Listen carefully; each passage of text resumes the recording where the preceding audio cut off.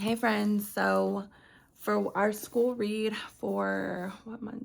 February, me and my daughter read They Were Her Property, and this is such a good book. It goes over just like white women's role in the slave trade and how like when we think about it, like you just think like they were more so like I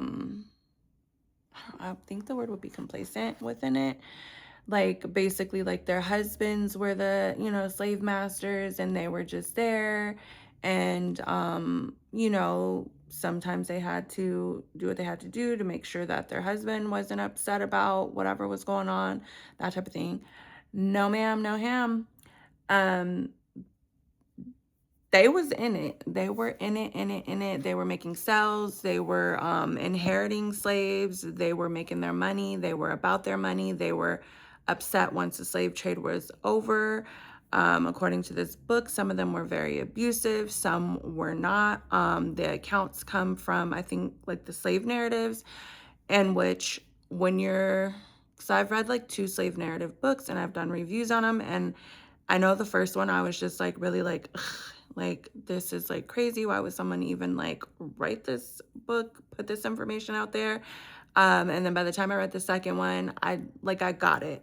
And so when you're looking at the slave narratives, you just have to remember the psychology of these people that were enslaved. And one, they are being interviewed by people that are non-African American or Black. So they may not be able to speak their total truth. They were still probably scared, of course, depending on their age. Um, they had been super psychologically damaged. And so it's kind of like that Stockholm syndrome theory type thing of, even when stuff was bad, you probably just said, oh, it could be worse type thing. And so then some people could have said, oh, my person was really kind and this, that, and the third. Or maybe some people were, better than others or whatnot, or didn't do as cruel things as other people did. I don't know. We'll probably never 100% know, I'm assuming, because all we can do is speculate on how true those narratives were. But anyways, based on those narratives, along with like accounts of, like written account of, obviously the sales, you're selling stuff, so there's bills of sale. Black people were just looked at um as property, so is no different than going to the store and buying a chicken or a horse at that time. So they had to switch ownership. They have all of this stuff documented. So looking at that, looking at newspaper ads during the time, they talk about that. They actually have like a few copies of different ads in there and things like that. But beyond that, it's just crazy. For me, it was like really mind blowing. And each time that I read these books, like as much as I know, because I love learning our history, the good, the bad, the ugly, I love learning it. As much as you think you kind of learn something new. And then it's like, even the stuff is still like heavy. Cause I think like even now, like we still have to like block parts of that out, because it's like, for me at least, I'm like, how did they go through that? How did they survive? How did they wake up each day um and do the things that they had to do each and every day? Like, how did our ancestors do that? Like, I cannot wrap my head around it. At like the easiest inconvenience, I'm like, oh my gosh, like but they just had to keep going. Like, they're getting beat, they're not getting fed properly. That was mentioned in here, I think, a lot. Like, people withholding food or just giving like bare minimum food. The separation of families, because of course you're property and you really don't have a family.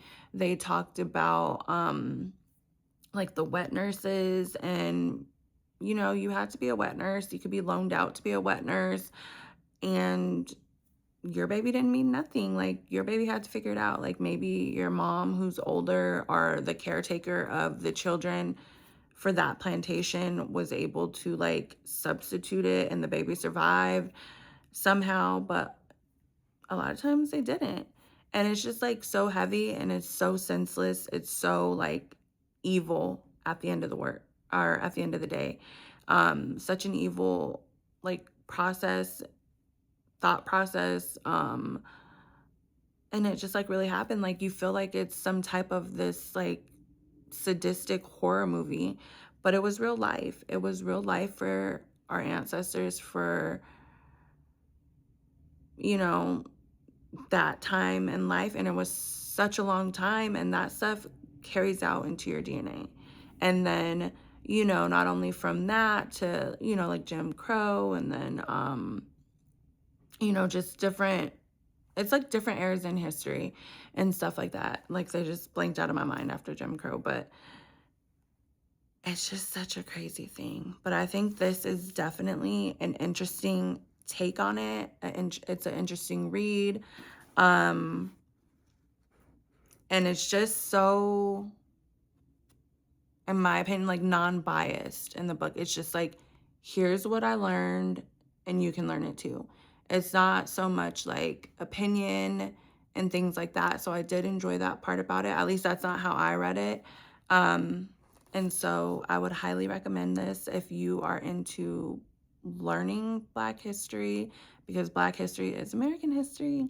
So if you're into learning that, if you want to be more knowledgeable on that type of subject, if you want to see the role women played, please grab this book, read it, and let me know how you felt. If you've already read it, go ahead and comment about anything down below, and into the next one. Have a good day.